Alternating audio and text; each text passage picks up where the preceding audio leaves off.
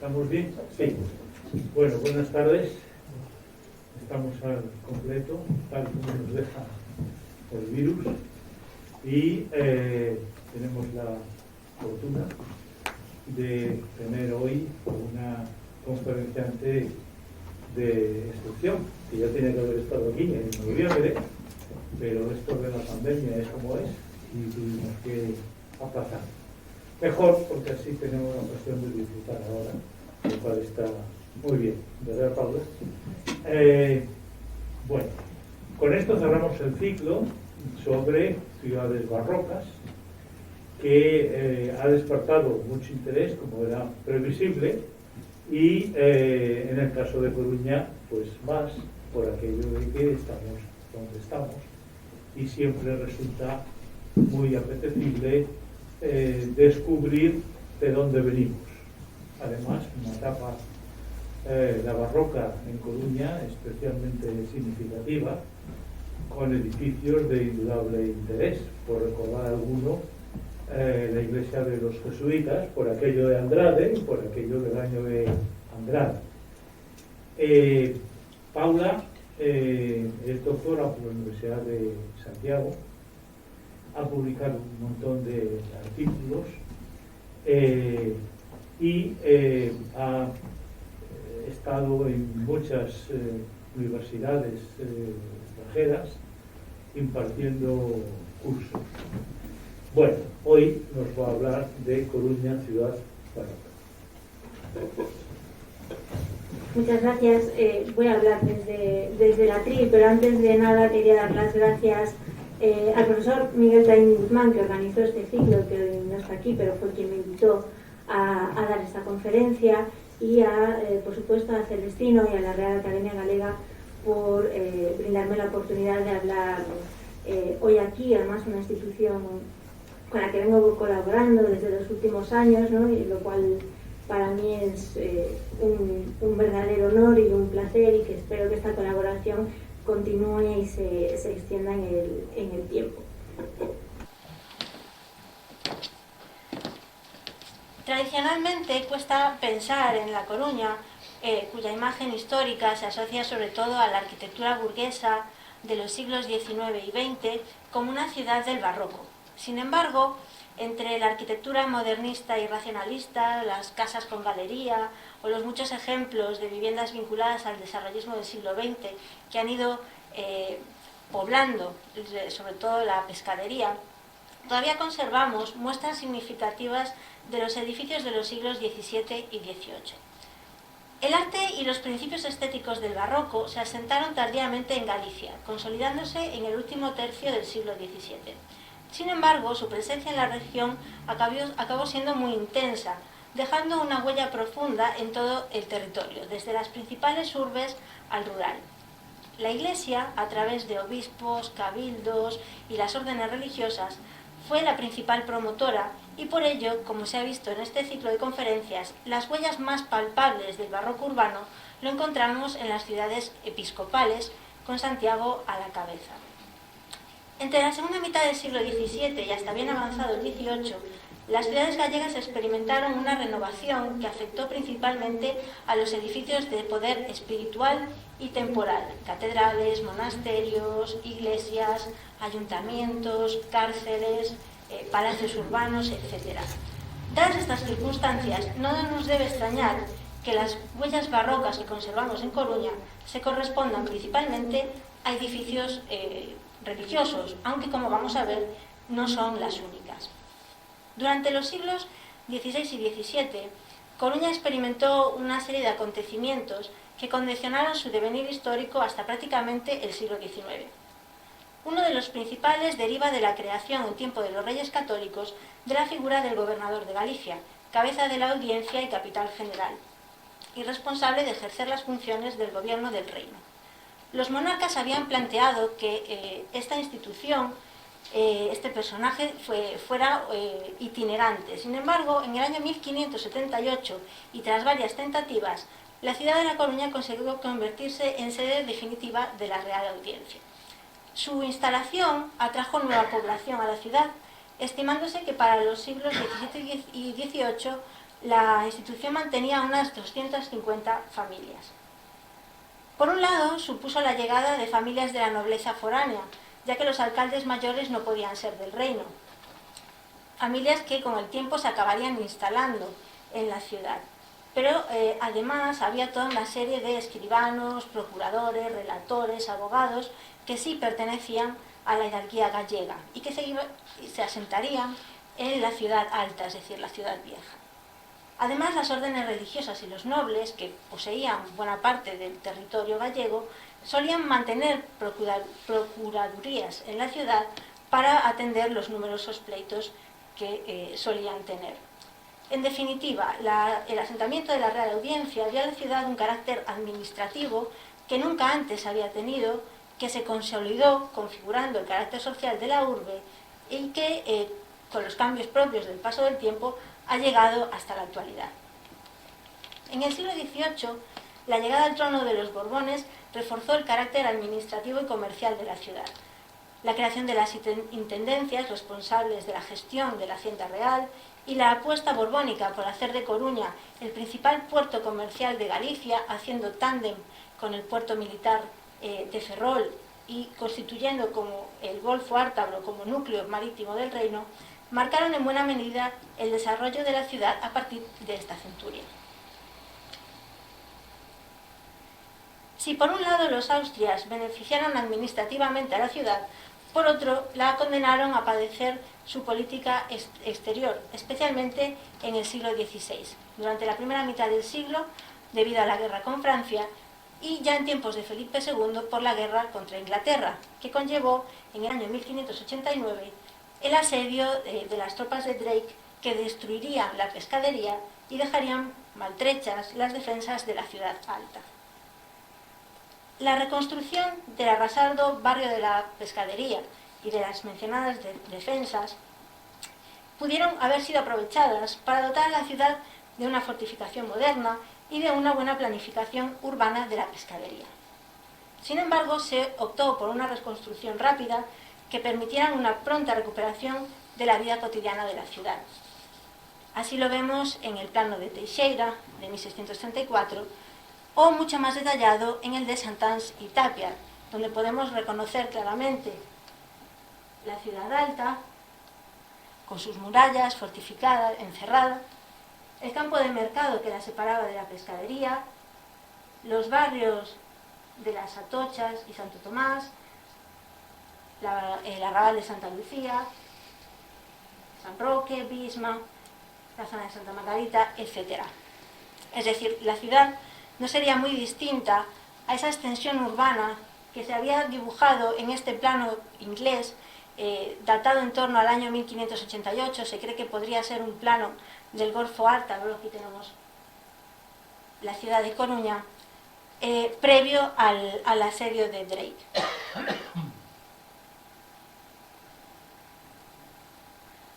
Hubo, no obstante, importantes intervenciones e iniciativas hasta mediados del siglo XVII. En primer lugar, la ciudad comenzó un proceso de petrificación con la construcción en piedra y ladrillo de las fachadas de las viviendas. Una de las obras más importantes fue la reconstrucción en un nuevo solar intramuros del convento de Santo Domingo. El convento de Santo Domingo se encontraba frente a la Puerta de Aires, fue demolido por la propia ciudad para que no fuera un lugar desde el cual los ingleses pudieran atacar fácilmente la ciudad alta, y en el momento en que se reconstruye la ciudad ya no se construye extramuros, sino que pasa a ocupar el solar actual dentro de la ciudad vieja. Los trabajos de reconstrucción se iniciaron en 1596 y la iglesia sabemos que estaría terminada en torno al año 1617. También el convento de San Francisco se vio obligado a reconstruir parte de sus infraestructuras. En 1607 se levanta la torre campanario de la iglesia de Santiago. Un año más tarde se inician las obras del Hospital del Rey, que estaría en esta zona de aquí, junto al Hospital del Buen Suceso. Y en el año 1613 se decoraba la fachada de las Bárbaras con el relieve medieval que todos conocemos y la cruz que la preside. También se refuerzan las fortificaciones, sobre todo los baluartes de Puerta Real, del Cubo Minado y de Santa Bárbara. Una vista complementaria a los planos de Santáns y de Teixeira la ofrecen estas panorámicas, una del diario del primer conde de Sandwich del año 1666 y otra que veremos a continuación de Pier Maria Baldi.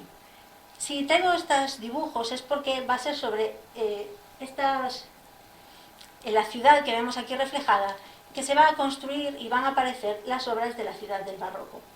En el plano del duque de Sandwich podemos ver las defensas de la zona del Parrote, reconocemos el campanario de la Colegiata, la iglesia de Santiago quedaría aquí en el pliegue del diario, vemos aquí un conjunto alargado que podría ser el que componen la Casa de la Moneda, el convento de Santo Domingo y de Santa Bárbara, esta torre elevada que posiblemente fuera del convento de San Francisco, y ya hacia la izquierda de la imagen la pescadería. Mucho más detallado es el plano que el dibujo, la panorámica de Pier Maria Baldi.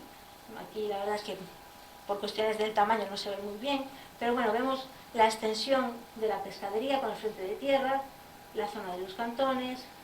Aquí estaría la iglesia de San Nicolás, un poco más abajo la iglesia de San Jorge, que estaba donde está hoy el Teatro Rosalía.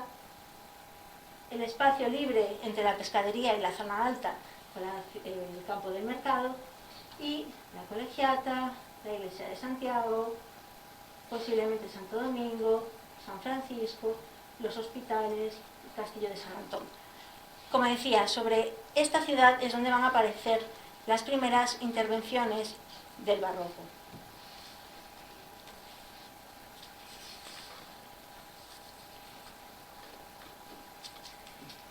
Las intervenciones barrocas, las intervenciones de tipo urbanístico, van a presentar dos tendencias que podemos calificar de prácticamente contrapuestas. Por un lado, la más tradicional, apegada al vocabulario barroco tradicional, que es la que encontramos en los edificios religiosos, y otra mucho más cosmopolita, clasicista, afrancesada y próxima al futuro lenguaje neoclásico, que es la propia de los ingenieros militares que trabajaron para los gobernadores, que van a ser los verdaderos promotores de la futura ciudad de comercio que estudió en su momento Alfredo Vigo Trasancos.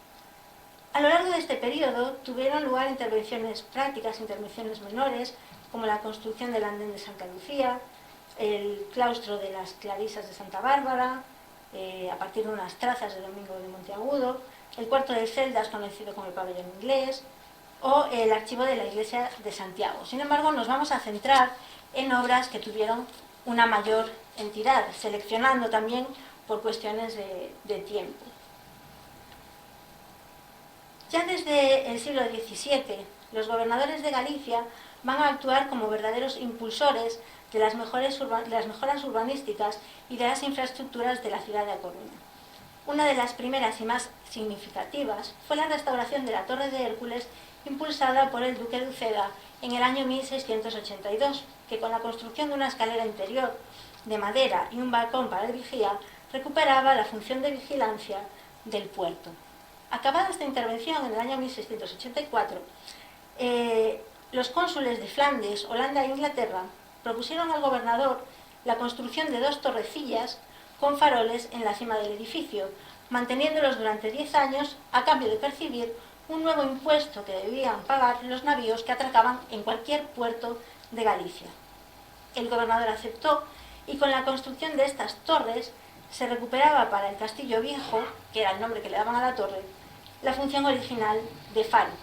Una intervención que era una apuesta por las funciones comerciales del puerto coruñés, que se vieron respaldadas e impulsadas por el establecimiento de buques correos entre Falmouth y la ciudad en el año 1689. Este sería el arranque definitivo del futuro puerto comercial de A Coruña, que se va a consolidar en el siglo XVIII con los Borbones.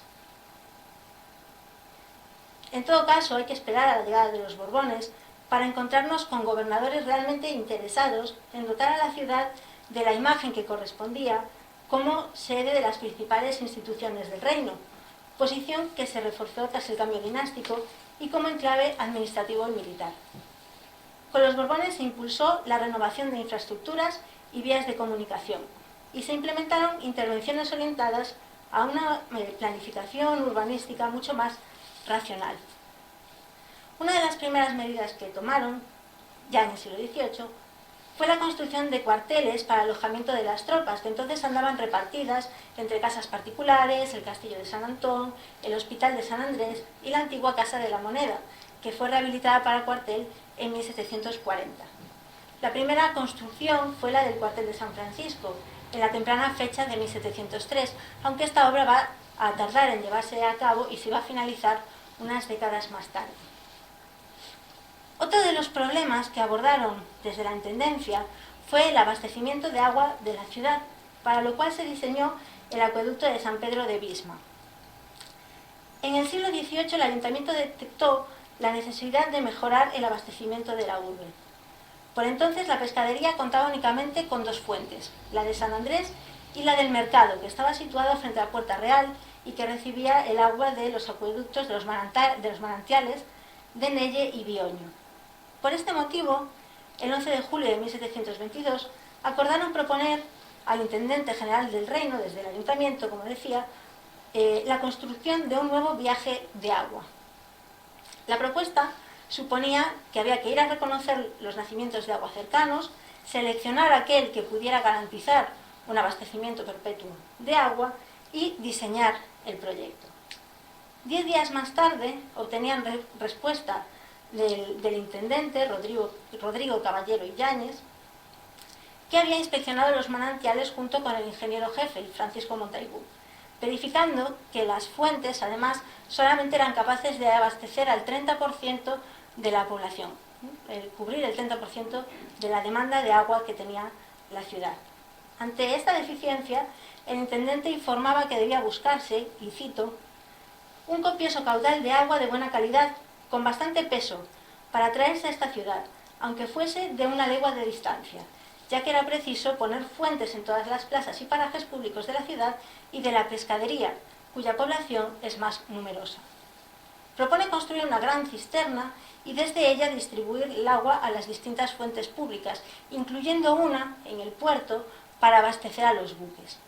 La ciudad acordó invertir todos los caudales públicos, con excepción de aquellos correspondientes a la manutención de los cuarteles, en la construcción de la nueva traída.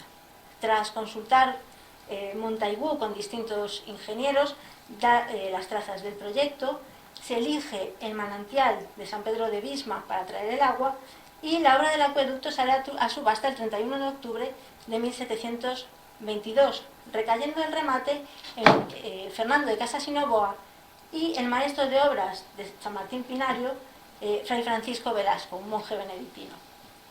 La intención de la corporación municipal era finalizar las obras en el plazo de un año, pero la falta de fondos obligó a distintas paralizaciones y los trabajos no se concluyeron hasta el año 1726. El acueducto de Visma sigue un modelo tradicional propio de los viajes de agua de época moderna. Se captaba el agua en un manantial, se conducía por gravedad a través de cañerías, sobre muros elevados de piedra, para ir canalizando el agua y con distintas arquetas de decantación. Otra de las preocupaciones de la corporación municipal y de los intendentes del reino consistió en mejorar las infraestructuras del puerto coruñés, que a comienzos del siglo XVIII carecía de unos muelles adecuados para un comercio activo y simplemente se conformaban con las rudimentarias estructuras de los embarcaderos del Cantón de la Sardina y del Cantón de la Leña, es decir, Cantón Pequeño y Cantón Grande. Entre 1723 y 1736 se diseñaron 3 proyectos orientados a dotar al puerto de A Coruña de las infraestructuras propias de un puerto comercial moderno, al tiempo que se modernizaba el sistema defensivo de la urbe. El primero de estos proyectos fue el más ambicioso de todos, diseñado de nuevo por Francisco Montaigú. Implicaba una compleja ampliación urbanística de la ciudad, con la construcción de este gran frente de tierra que obligaba a destruir una parte del barrio de la Pescadería, un gran relleno y la construcción de unos nuevos barrios para la pescadería. Obviamente lo ambicioso de este proyecto lo hacía muy caro y se descartó. 3 años más tarde, el mismo Montaigú da una segunda propuesta. Ahora se lleva la defensa, mucho más modesta, del frente de tierra hacia una zona sin construcciones, y propone este diseño semipoligonal con 3 muelles divididos simétricamente por un espigón, donde el terreno que se gana al mar va a ser mucho menor y por tanto reduciendo el coste. Aún así, el proyecto no sale adelante y en 1736 se da una nueva propuesta que Alfredo Vigo Trasancos atribuyó a Juan de la Ferrier, que de alguna manera combina los proyectos anteriores. El frente de tierra menos invasivo y sin tanta destrucción de casas, el corte semipoligonal y la construcción de unas nuevas manzanas que regularizan el frente portuario de la ciudad. De nuevo, este proyecto se desecha y en el año 1740 el capitán general, que por entonces era el conde de Eitre, insta a la corporación municipal a que repare los andenes para de esta forma pues, mejorar la infraestructura, aunque fuera mínimamente. Finalmente lo que se hace es duplicar el ancho de los andenes, una obra sencilla que va a correr a cargo del arquitecto ingeniero Juan Vergel y del maestro de obra de la ciudad Antonio Vázquez de Seijas. Reconocen el andén, proponen esta ampliación, simplemente lo que hacen es allanar el terreno, enlosarlo, se construye un petril y un muro en talud. La obra abarcaba desde la calle Alameda hasta, sería el Cantón Pequeño, Cantón Grande, con el embarcadero en el centro, en la desembocadura de Santa Catalina, y en el momento en que se emprenden las obras se decide hacer una ampliación que va a diseñar Juan Vergel hacia el frente de tierra. A pesar de las ambiciones urbanísticas orientadas al refuerzo de las fortificaciones y para crear un gran puerto comercial, o incluso mejorar el diseño urbanístico de la pescadería, la obra más significativa de cuantas promovieran las autoridades civiles coruñesas en los siglos XVII y XVIII, o hasta mediados del XVIII, mejor dicho, fue la construcción de su propia sede, el Palacio de la Real Audiencia y del Capitán General. Ya hemos mencionado que la audiencia se instaló definitivamente en la ciudad en 1578, pero va a itinerar por distintos inmuebles hasta que entre 1607 y 1640 se instale en 3 dependencias en un solar que es donde se levantó finalmente el Palacio de la Capitanía, unas casas que acabaría comprando el monarca. En todo caso, eran casas adaptadas a la función de Real Audiencia, sede de la Capitanía. No era un palacio propio y desde luego no daba la imagen de poder que debería dar la sede de estas instituciones, que no eran ni más ni menos que la representación del rey en Galicia. En 1736, las conocidas como casas reales y palacios se encontraban en muy mal estado, y un año más tarde se informa al rey de esta condición, señalando que el deterioro era tal que la única solución posible era su reedificación. Felipe V se da por enterado, responde en el año 1735, pero 3 años más tarde es preciso desalojar los inmuebles, ya que estaban en muy malas condiciones y no se habían iniciado tan siquiera las obras. Las obras incluso tardarían 10 años en emprenderse. El 31 de diciembre de 1747, el ingeniero Juan Vergel firmaba el proyecto del palacio, que tarda unos 6 meses en ser aprobado por Fernando VI. Entre los meses de julio y agosto de 1748 se demuelen las antiguas casas, en septiembre se contrata al asentista de la obra, que va a ser Julián de la Dehesa y España, en noviembre se pone la primera piedra y en diciembre parece ser que estaba lista la cimentación. Sin embargo, el proyecto de Vergel no convence al capitán general, el conde de Eitre, ya que las estancias de su residencia no gozaban de las condiciones que él creía debía tener su vivienda. Esto obliga a variar el diseño del inmueble, que pierde las 2 torres, pero va a ganar un tercer piso y que va a reorganizar totalmente la fachada y el diseño general del inmueble. Tras la muerte de Vergel, en el segundo semestre de 1750, el responsable de los trabajos fue Francisco Llobet, bajo cuya dirección las obras avanzan a buen ritmo hasta el año 1753. En este momento vuelve a haber un problema de fondos y Desde entonces va a haber que esperar otros 10 años para que el proyecto del edificio se vea concluido. El proyecto final suprimió las torres, como decía antes, igual al cierre superior. Se resalta el valor del cuerpo central, que antes no estaba destacado. Se va a añadir este frontón semicircular que acoge el reloj y el escudo real sostenido por dos leones rampantes, y va a tener un carácter mucho más palaciego que los dos cuerpos inferiores, que son las oficinas de la Real Audiencia. Se incluyen balcones, destacando el balcón central. Se va a disponer toda una serie de montantes sobre los vanos, sobre las puertas, incluso unos pequeños frontones aquí y aquí, partidos, que albergan, que acogen en su interior un escudo real, un escudo del reino, perdón, y posiblemente un escudo de la ciudad. Y se va a aligerar el cuerpo superior, se elimina el almohadillado, que se sustituye por unas pilastras, es decir, se le va a dar toda una imagen más sobria, pero también con el carácter representativo que requería la sede del poder político, militar y jurídico del Reino de Galicia.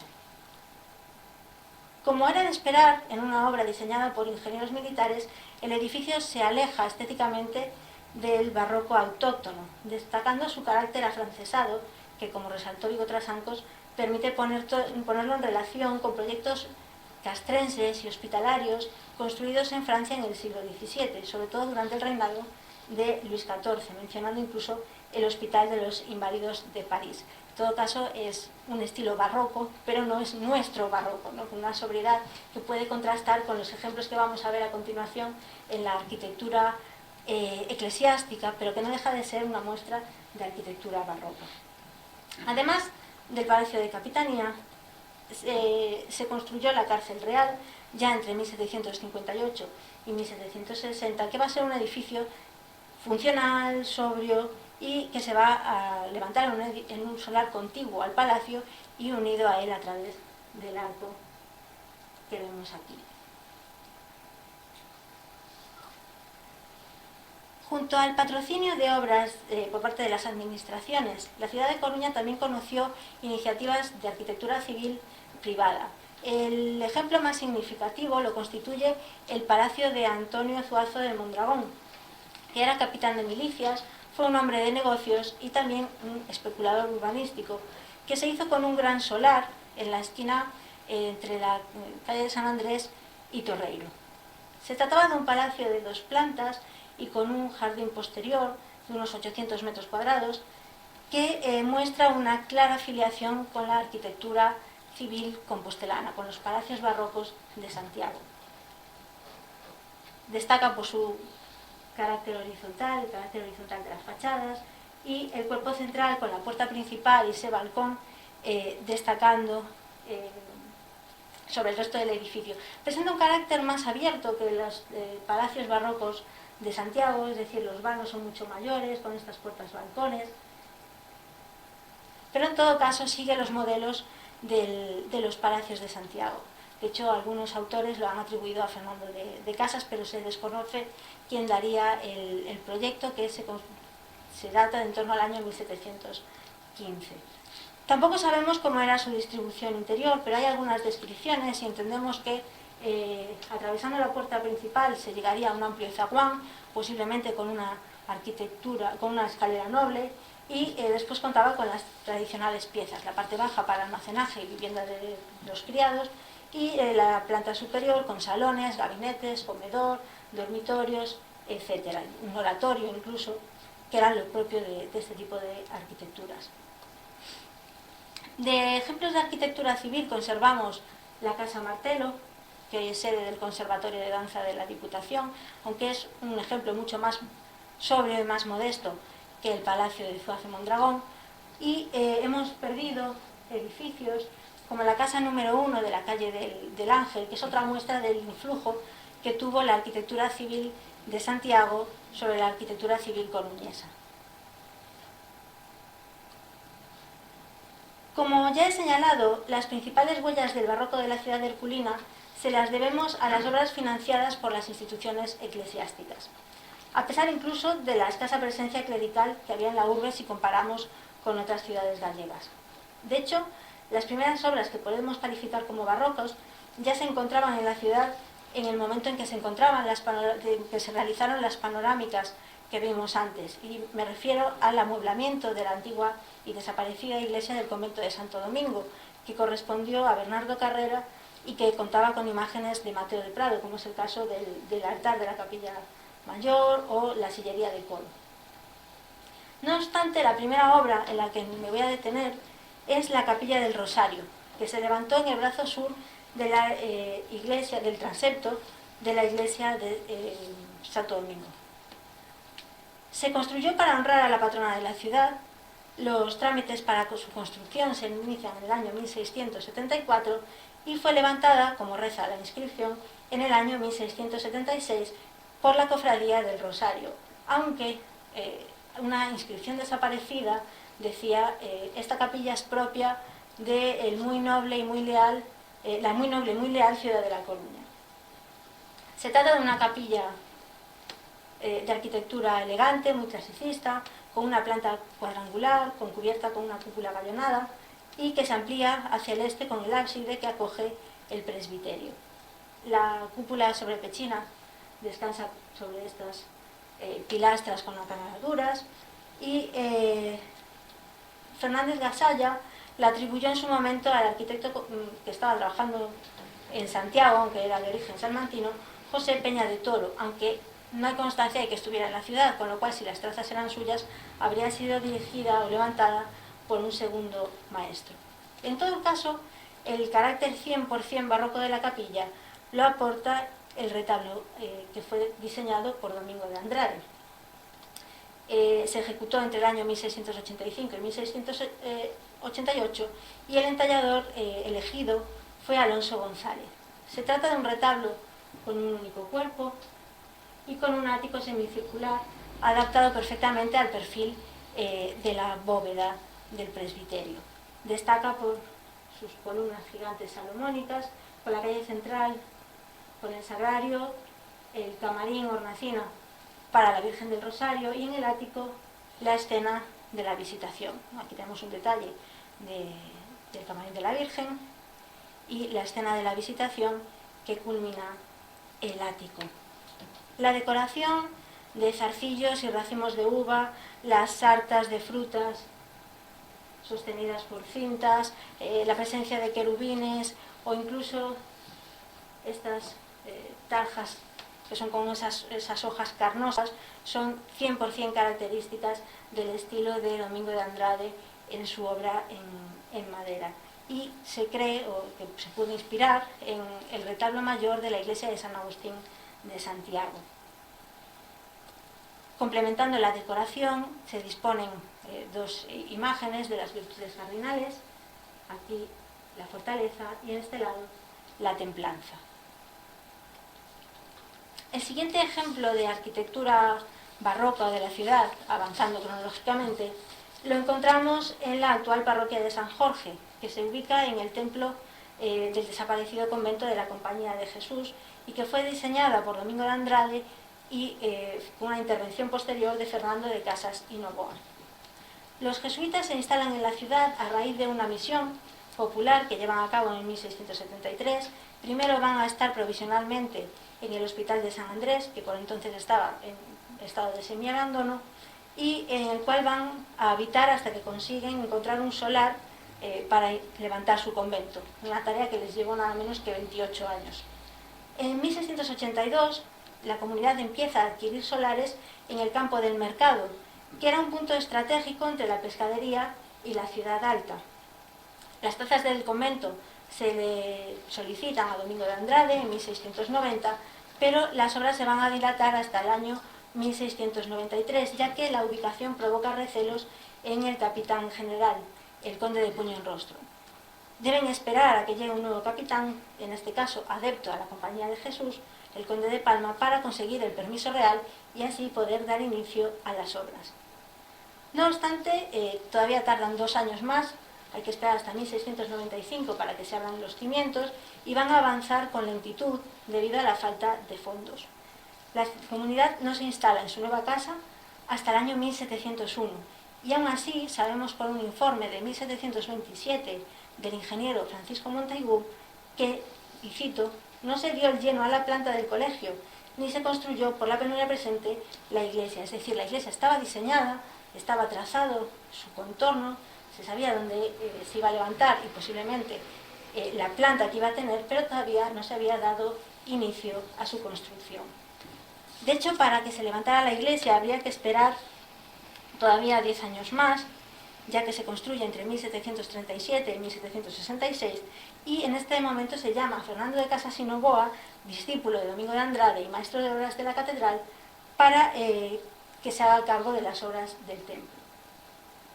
Como señaló Vigo Trasancos, queda la duda de saber hasta qué punto Casas fue fiel a los diseños de Domingo de Andrade y que introdujo suyo. Hay ciertos elementos que sí permiten, o que sí son vinculables a las características y al hacer de Fernando de Casas y Novoa. Por ejemplo, estos son los planos que da en el año 1737 Casas. Y aquí, viendo el interior del templo, nos encontramos que el uso de pilastras cajeadas monumentales, con este orden pseudodórico, que acaso se aprecia mejor aquí. Esto es característico de Casas, el uso de 3 registros con los arcos, las celosías de la tribuna y las ventanas bajo los lunetos. La propia bóveda con lunetos es muy característica de la arquitectura de Fernando de Casas. Sin embargo, también hay otros elementos que escapan a su forma de hacer, incluso a la de Domingo de Andrade, como es el nartes que sustenta el coro, o la propia fachada del templo. En todo caso, el modelo seguido para el alzado se inspira en una de las láminas del tratado más empleado por los arquitectos del barroco español, el arte y uso de arquitectura de Fray Lorenzo de San Nicolás, y que el propio Fernando de Casas va a usar repetidamente en sus distintos trabajos. En cuanto a la fachada, se ha vinculado a uno de los últimos arquitectos del barroco compostelano, Clemente Fernández Sarela, por ese gusto ecléctico que aflora en ella. Sin embargo, hay otros elementos relacionables con la arquitectura compostelana, incluso con el propio Fernando de Casas. Vigo Trasancos pues, relaciona el diseño, la estructura con la iglesia de San Salvador de Vilanova de Lourenzá, o con la fachada de la iglesia de la Compañía de Ourense, que fue diseñada por Fray Plácido Iglesias bastantes años más tarde, o incluso con el proyecto de Simón Rodríguez para la fachada de la iglesia de San Francisco de Santiago. En todo caso, la fachada que vemos hoy tampoco responde al diseño original, ya que se fueron añadiendo la torre del Evangelio o incluso el remate, que como vemos aquí había quedado a medio hacer y era distinto a como lo vemos hoy.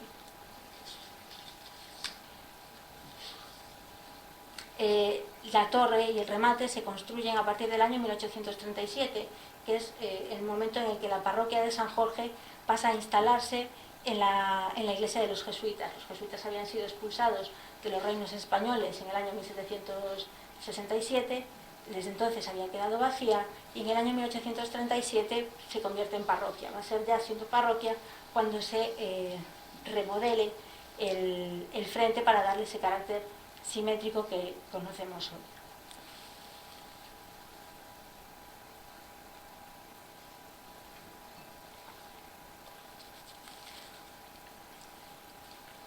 Otra obra que vamos a vincular y que debemos vincular a Domingo de Andrade es el convento de las Capuchinas. El convento de las Capuchinas se fundó en el año 1676 por iniciativa de doña Catalina de Estrada y Salazar. Su idea era que fuera un refugio de doncellas y viudas pobres, y que contaba para ello, para su fundación, con 4 madres, cito, 4 madres de toda virtud y prendas que den principio a la fundación, y también con una oferta que doña Antonia Prego, sierva de Dios, ha dejado para este fin, que es una casa en Las Maravillas y otros medios. Según las crónicas del convento, la primera intención de Catalina de Estrada era fundar una casa de carmelitas. Para ello se dirigía a Roma en peregrinación, pero se detiene en Madrid, y allí las madres del convento de la Purísima Concepción la convence para que funde una casa de capuchinas, llevándose a varias religiosas de la comunidad. En la primavera de 1677, algunas hermanas acuerdan trasladarse a Coruña, pero por distintas circunstancias el viaje se tiene que aplazar hasta el año 1683, que es cuando se instalan en la Casa de las Maravillas. Este nombre de Casa de las Maravillas viene por su proximidad a una capilla de Nuestra Señora de las Maravillas que había en esta zona. Las primeras instalaciones del cenobio se construyeron, como declaró Fernando de Casas en su informe, a retazos, buscando la habitabilidad mínima de la comunidad. La iglesia, sin embargo, la tenemos aquí, se inicia en el año 1688 según los diseños de Domingo de Andrade, que dice que se encarga de esta fábrica por su devoción y sin interés ninguno, es decir, la diseña gratis. Se trata de una iglesia de planta de salón, con presbiterio rectangular, destacado, un tramo cuadrangular, cupulado, y todo cubierto con una bóveda de cañón con lunetos, de los cuales dos se van a abrir para acoger los retablos. El alzado se va a articular con estas pilastras gigantes, tan del gusto del barroco compostelano. Y el diseño recuerda en parte a la capilla de la Venerable Orden Tercera que diseña Domingo de Andrade en Santiago, y también con estos nichos abiertos en los tramos de la nave al diseño que había dado Fernández Lechuga para la capilla de Nuestra Señora del Rosario de Santiago, en la iglesia de Santo Domingo de Bonaval. El templo se consagra en el año 1707, pero faltaba todavía por levantar la fachada, cuyo diseño, sin embargo, va a recaer sobre Fernando de Casas y Novoa, que va a ser el responsable de construir las dependencias definitivas del convento. En el año 1715, el arzobispo Monroy firma un contrato con el arquitecto para la rehabilitación del inmueble, y en ese señala que el convento, y de nuevo cito, es de mucha edificación y pasa de 32 años que está empezado, y por las muchas estrecheces de este reino y falta de limosnas no se había podido perfeccionar, y las religiosas no pueden tener toda la observancia que pide su regla. Es decir, el convento no estaba preparado para una buena y correcta habitabilidad de una comunidad religiosa. En 1719, bajo la dirección de Casas, se había demolido parte de las antiguas dependencias conventuales, y según el informe del arquitecto, todo lo construido era sin orden, nacido de haberse ido trabajando desde el principio, desde la fundación, a retazos, como aún al presente se conoce en la parte de la vivienda que está existente. En cuanto tenían fondos, pues construían algún elemento de necesidad. El diseño de casas para el nuevo cenobio lo conocemos gracias a estos planos que fueron localizados por Fernández González y que son unas copias de los originales, están datados en 1719 y serían unas copias de los originales del año 1715. En el informe, Casas dice que todas las celdas y oficinas que tenía, sin más adelantamiento que el de ponerles conforme arte, en mejor positura y proporción para la observancia, la observancia religiosa, es decir, conservan lo fundamental, el número de celdas, y únicamente añade el pórtico de la iglesia para más decencia de ella, sería este nártex de entrada, una solana correspondiente a la parte interior del convento hacia la huerta, que se había de hacer con el largo de sus murallas, y las viviendas para el padre director y hermanos donados que sirven a dicho convento. La solana estaría, esto es la huerta, posiblemente esta zona de aquí, y esta es la vivienda del vicario. No obstante, la obra implicaba la reconstrucción de la fachada del convento, su puerta principal y la portería. La fachada principal debía de ser de cantería, mientras que las restantes se levantaron en mampostería de pizarra, que estaría recubierta. La puerta principal la describe adornada con sus pilastras, cornijamenta y remates, y el escudo con las armas del ilustrísimo señor don Fran Antonio de Monroy, y las ventanas a los lados adornadas con sus marcos de moldura y reja balaustrada de fierro, y toda la fachada ha de rematar con cornija hasta la muralla del jardín. Casas y Novoa toma la obra el 13 de abril de 1715, gozando con un plazo de 4 años y medio para la conclusión de los trabajos, que sin embargo, debido a las estrecheces financieras tan habituales, se va a prolongar bastantes años. En 1982 la comunidad de monjas capuchinas abandona el convento coruñés para instalarse en Santa Cruz de Lians, donde habita hoy, y el inmueble barroco se demuele para levantar en su lugar el Museo de Bellas Artes, quedando únicamente en pie la iglesia y la fachada del convento, que como vemos efectivamente se construye en piedra de cantería.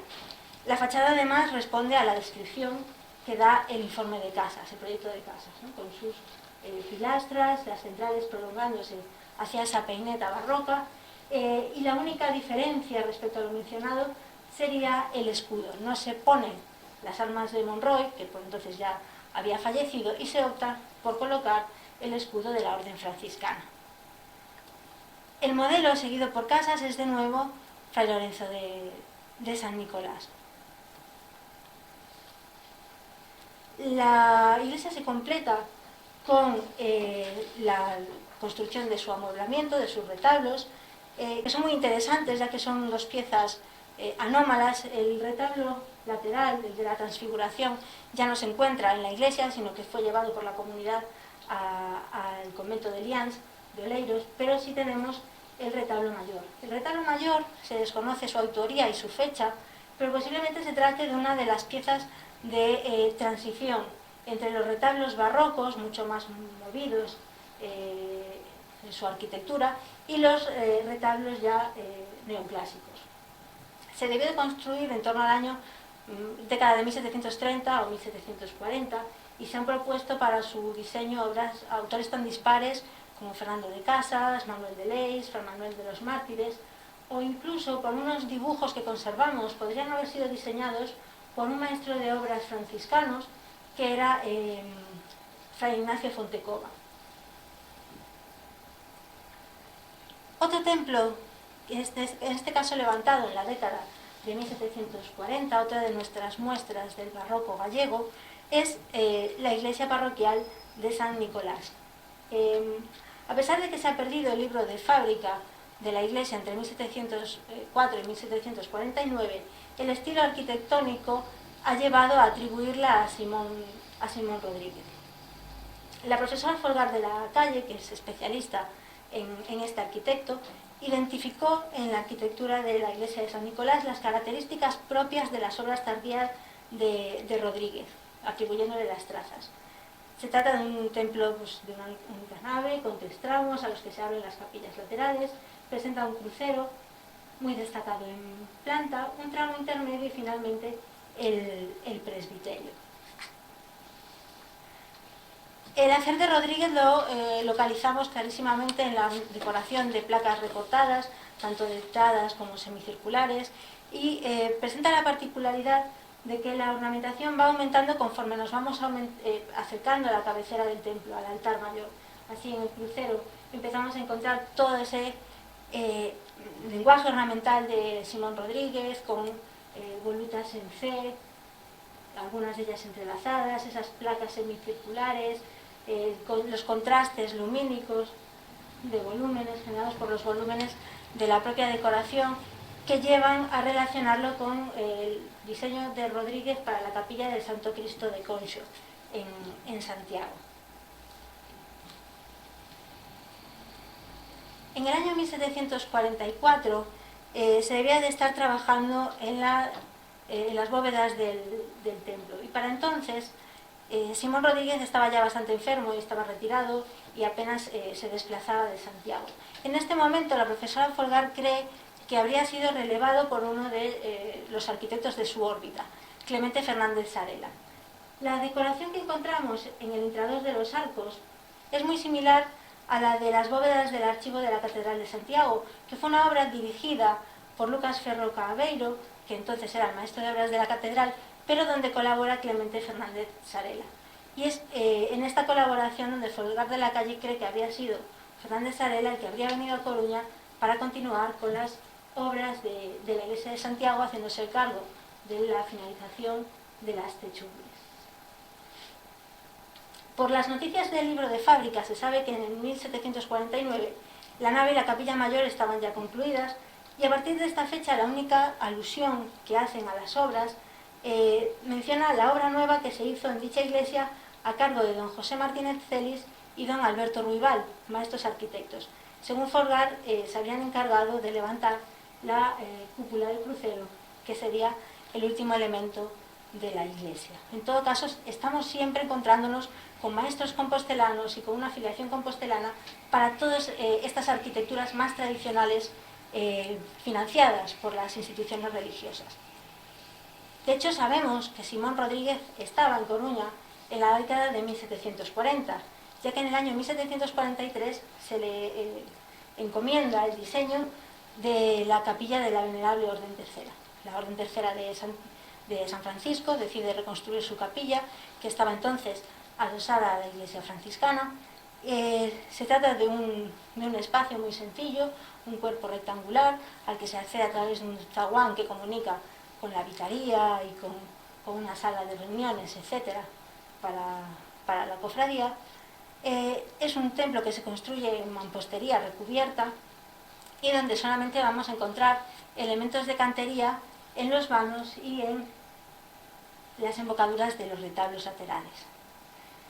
Todos estos diseños nos llevan de nuevo a Simón Rodríguez, aunque encontramos algunos elementos ajenos a su lenguaje, como son estas placas menudas. Y esto es porque la capilla se construye en dos etapas. Una primera bajo la dirección de Simón y una segunda etapa a partir de 1747, donde José Vidal y José Lorenzo van a actuar como maestro de obras y aparejador respectivamente. Estos serían los que incluyesen estos cambios, estas placas menudas y muy alargadas que no tienen nada que ver con esas placas tan voluminosas que acabamos de ver en la iglesia de San Nicolás.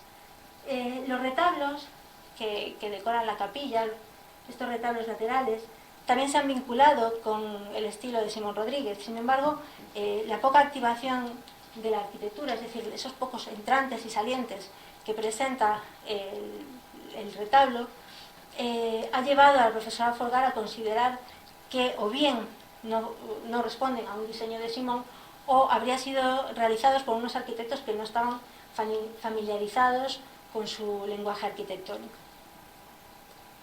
El retablo mayor, sin embargo, es una pieza barroca que procede de la capilla precedente y que, debido a las nuevas dimensiones de la capilla, va a tener que adaptarse al espacio del cierre, al espacio del testero. Se van a incluir unas placas laterales para aumentar su ancho y después otras pequeñas piezas que podemos ir identificando como estos cilindros, este tipo de herrajes son característicos también del vocabulario de la arquitectura en madera del barroco del XVIII, o incluso algunos elementos de los basamentos de las columnas, igual que ese camarín con querubines que acoge ahora mismo la imagen del Salvador y que es muy parecido al que veíamos en el retablo de las capuchinas. La última obra barroca que va a conocer la ciudad de La Coruña es la iglesia de Santo Domingo. En el año 1762, el general de los dominicos, Fray Tomás de Boixadors, ordena a la comunidad coruñesa que comience las obras de una nueva iglesia, demoliéndose la construida intramuros entre finales del 16 y comienzos del 17. Las trazas se debieron dar ese mismo año y los trabajos se sabe que comienzan hacia el año 1763, pero la obra no se va a concluir hasta el año 1787, una fecha realmente tardía para una obra barroca. El templo lo diseña un arquitecto dominico, Fray Manuel de los Mártires, que era maestro de obras del convento de Santo Domingo de Bonaval. Por entonces Mártires gozaba de una muy buena reputación en el arzobispado, había dejado importantes obras y es normal que el general de la orden recurriera a un arquitecto de la propia orden para que emprendiera el proyecto. Hacia el año 1765 y 1766, las actas consistoriales de la ciudad hablan de la suntuosa iglesia que ya está casi concluida. Sin embargo, los trabajos se van a alargar hasta la década de 1770 y hasta el 87 no se considera ya finalizada con todo su amueblamiento. A la hora de diseñar el edificio, que va a ser una iglesia con planta de cruz latina, Mártires debe respetar dos espacios, la sacristía y la capilla del Rosario que vimos antes. Ese es un pie forzado con el que tiene que trabajar, y de hecho la iglesia tiene como distintos viajes, desde el interior poco perceptibles, mucho más en el transepto. Va a proponer un alzado muy parecido, aunque digamos que sintetizado, con el que veíamos en la iglesia de los jesuitas, en la iglesia de San Jorge, siguiendo también los modelos de Fray Lorenzo de San Nicolás, y encontramos las características típicas de la arquitectura de Mártires, con esas pilastras gigantes, el contraste entre los elementos sustentantes y los muros, una arquitectura muy limpia, donde es el propio elemento estructural el que, digamos, que ornamenta el edificio, la cúpula con placados, que va a beber de Fernando de Casas y Novoa, que fue uno de sus maestros. Para la fachada, Fray Manuel de los Mártires se encuentra con un dilema. No hay una correspondencia entre la dirección de la iglesia y la dirección de la fachada del convento, con lo cual tiene que elegir qué dirección va a darle a la fachada, optando por la fachada del convento. Propone un diseño muy sencillo, con esta fachada estrecha, también relacionable con la arquitectura de Fernando de Casas y Novoa, en concreto con el esconce que diseña para la fachada del tesoro de la Catedral de Santiago. Debió de incluir esta puerta, mientras que esta otra puerta ya sería posterior, de ahí que sea un diseño más estrecho y que no haya sintonía entre las proporciones de la fachada. De hecho, la fachada tiene una realización muy tosca, el resultado es brutalista prácticamente, y el artificio entre la dirección de la iglesia y la dirección de la fachada la resuelve internamente con un zaguán, y externamente la podría haber resuelto bien cubriendo el truco con una peineta, pero tiene que construir la potentísima torre que se va a asentar sobre la propia estructura de la iglesia.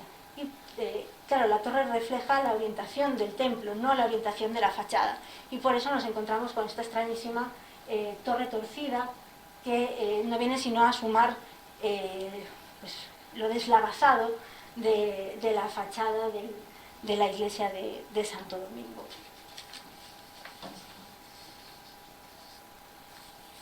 La iglesia de Santo Domingo fue la última obra de estilo barroco, como decía antes, que se llevó a cabo en A Coruña. Para la fecha en que se inicia, comenzaba ya a imponerse en toda España una arquitectura clasicista, cuyos parámetros estéticos y formales dictaba desde Madrid la Real Academia de Bellas Artes de San Fernando. Coincidiendo con el reinado de Carlos III, entre 1753 y 1788, la ciudad se desarrolló por fin como una urbe moderna y cosmopolita, haciéndose realidad aquellas aspiraciones de puerto ultramarino, primero con la instalación de la Casa de los Correos Marítimos con América en el año 1764 y ya en 1778 gracias al permiso para recibir el tráfico americano.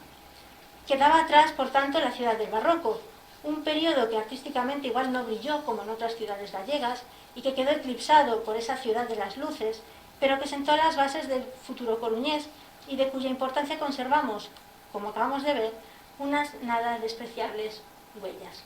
Muchas gracias.